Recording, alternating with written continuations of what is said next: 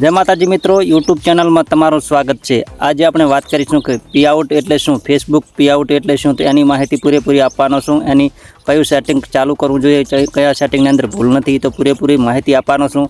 જે મિત્રો ફેસબુકની અંદર કામ કરી રહ્યા છે, જે મિત્રોને પી આઉટ છે, આ વિડીયો એના માટે છે।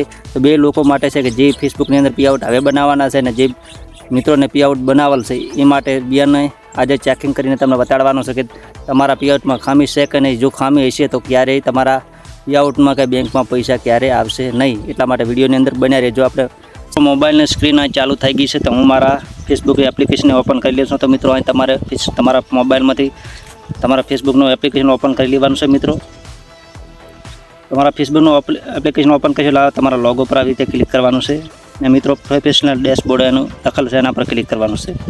પ્રોફેશનલ ડેશબોર્ડ પર ક્લિક કરશો તો મિત્રો આવી રીતે સ્લાઇડ કરવાનું છે। મિત્રો અહીં પે આઉટ આવી જશે। તો આપણે પે આઉટની વાત કરી રહ્યા છીએ, અહીં બીજી કોઈ વાત કરી રહ્યા નથી મિત્રો। તો આપણે આની અંદર આપણે ફક્ત પે આઉટની માહિતી આપવાની છે। એની અંદર આપણે ક્લિક કરવાનું છે, આવી રીતે એવા ટેપ કરશો એટલે એવી રીતે ટેપ કરશો મિત્રો આવી સેટિંગ લખેલ છે, મિત્રો સેટિંગ એના પર ક્લિક કરવાનું છે। સેટિંગમાં ક્લિક કરશો મિત્રો તો મિત્રો અહીં તમારો બેંક ડિટેલ્સ, એકાઉન્ટ ઇન્ફો મિત્રો ટોટલ માહિતી આવી જશે। મિત્રો પહેલાં તો તમારે અહીં તમારું નામ બતાડશે, જે તમારી બેંકની અંદર નામ હશે। મિત્રો અહીં મારે બેંક ઓફ બરોડા છે, મારું અહીં નામ તમારું પૂરું હોવું જોઈએ, કોઈ એની અંદર ભૂલ પણ ના હોવી જોઈએ। મિત્રો ભીખાજી યાદાજી ઠાકોર જે તમારા આધાર કાર્ડમાં કે બેંકની અંદર નામ હોય એ જ નામ હોવું જોઈએ। મિત્રો ને ટેક્સ ઇન્ફોની અંદર W8 ફોર સર્વિસ, જે મિત્રો W8 ફોર સર્વિસ એટલે એનું ટેક્સ ફોર્મ ભરવાનું આવે છે। જે તમે સેટઅપ કર્યું છે કોઈ કન્ટેન્ટ મોનેટાઇઝેશન કે કોઈ સ્ટારનું, એની અંદર આવી રીતનું ઇન્ફો ટેક્સ ફોર્મ ભરવાનું હતું। મિત્રો ના આવડતું હોય તો કોમેન્ટ કરજો, એની પણ હું વિડીયો અલગથી બનાવીશ। એની અંદર તમારે વેરીફાઈડ હોવું જોઈએ ને W8 રોયલ્ટીસ એની અંદર પણ તમારે વેરીફાઈડ, કોઈ પણ એકની અંદર તમારે વેરીફાઈડ હોવું જોઈએ।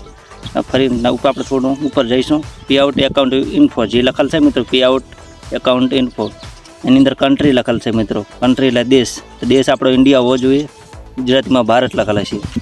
બિઝનેસ ટાઈપ, તો બિઝનેસ ટાઈપમાં મિત્રો તમારે આ બહુ અગત્યની વાત છે મિત્રો, આની અંદર તમારે ભૂલ નથી કરવાની। ઘણા મિત્રોના મારા મેસેજ આવતા હોય છે, ફોન આવતા છે, આની અંદર બિઝનેસ ટાઈપની અંદર ભૂલ કરી દેતા હોય છે, બિઝનેસ લખી દેતા હોય છે, બિઝનેસ ઇન્ડિવિજ્યુઅલ લખતા હોય છે, બિઝનેસ ટાઈપ કરતા એના ઘણા પ્રકારના ઓપ્શન આની અંદર આવે છે। તમારે અહીં ઇન્ડિવિજ્યુઅલ લખવાનું છે મિત્રો, બીજું અહીં રાખવાનું નથી મિત્રો। અહીં તમારું બિઝનેસ ટાઈપમાં ઇન્ડિવિજ્યુઅલ રાખવું જરૂરી છે મિત્રો। તમારે તમારા પે આઉટમાં ચેક કરી લેવું જોઈએ। બિઝનેસ ફોન નંબર તમારો મોબાઈલ નંબર હોવો જોઈએ, મારો મોબાઈલ નંબર છે ને ઈમેલ આઈડી છે મિત્રો।